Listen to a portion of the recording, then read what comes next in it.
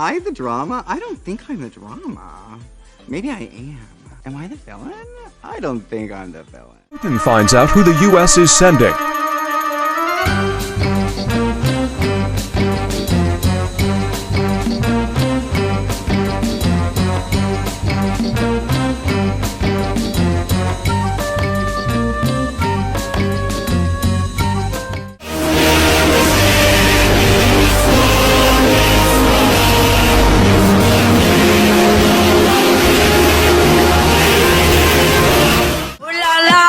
Walked out that romance.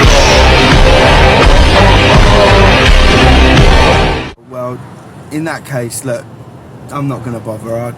I'll just turn around. He's mine! You want to get to him, you got to go through me. And me. Me too. To do some sketchy shit. Doo-da, doo-da. Hope I get away with it. Oh, doo-da.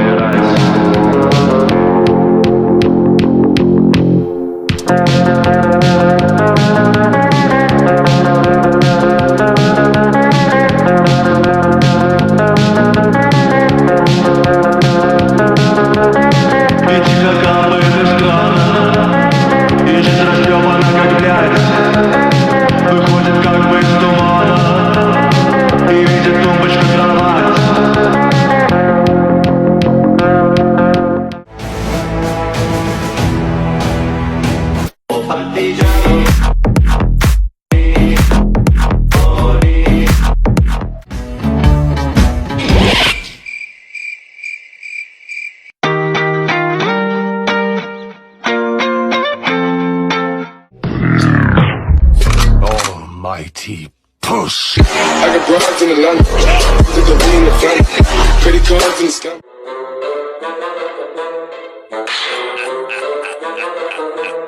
Yeah, you again. You again.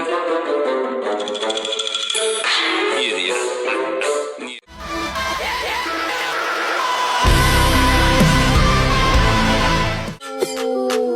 Molarca.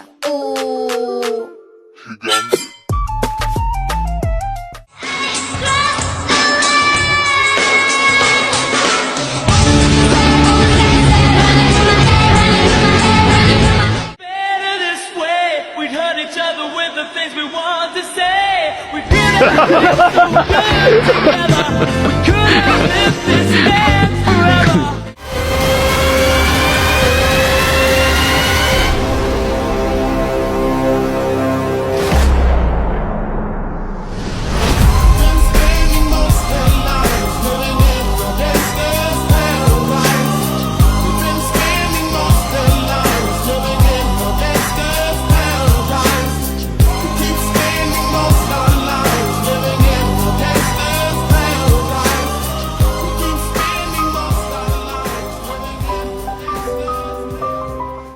to explain the Ukraine-Russia conflict as quickly and as simply as I can. So Russia was the Soviet Union. They owned all of this land, okay? And then in 1991, it all fell apart. And the reasons are quite complicated, so let's just keep going. And then these countries started to form outside of the Russian sphere. And we have all of these countries that are all separate from Russia, but still share a lot of the same linguistic and cultural similarities.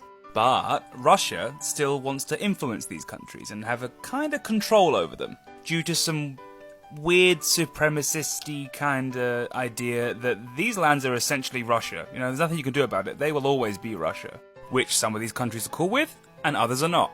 And over time, these countries started to join large-scale economic and allyship organizations, such as the EU, or the one Russia really hates, NATO, a group of essentially the major Western economic powers in the world, which is led by and includes Russia's main historical enemy, the USA. At some point, there was apparently an agreement that NATO would not encroach upon Russian territory. though people disagree that that agreement ever existed. This is one of the key points that people can't agree on. But the current conflict kind of started in 2008, when Ukraine decided to move itself a bit closer to the Western world and try to join NATO. Which, you know, a move as a sovereign country with close ties to Europe, they have every right to make. However, Ukraine borders Russia, and Russia views Ukraine as basically Russia anyway. So by Ukraine attempting to join NATO, Russia sees that as NATO trying to start a fight, and move into Russian territory, which they apparently agreed not to do. Now, there are pro-Russian Ukrainians, and these areas that have a majority of them have declared themselves as separate nations, Luhansk and Donetsk. And Russia is the only country in the world to officially recognize these as nations. Pretty sure the plan is just to eventually fold these countries into Russia and just be bigger Russia, but yeah. Russia has since moved troops into these two countries. Lots of troops. And that's made NATO basically say, the invasion has begun, Russia is trying to start a fight. And Putin's playing it down, trying to claim that he's just storing soldiers in some allies countries. You know, everyone does it, and calm down. And to stop Russia trying to invade any further into Ukraine, a whole bunch of countries have put punishments known as sanctions onto Russia. Basically trying to make life as economically hard as possible for them. And these range from very strict to trying to keep the Russians that fund his party happy. The sanctions are to show Russia that NATO isn't fucking about, but they also don't want a full-scale war because, you know, nukes. And now no one wants to back down. NATO and the West are afraid that Russia will just invade more countries if we let them get away with this. And Russia is afraid that they'll just become, you know, a small player in the world economy if they don't keep going and trying to expand. Ukraine won't back down because they're about to get fucking invaded. Is there a chance of full-scale war? I want to say no, but look who's in charge.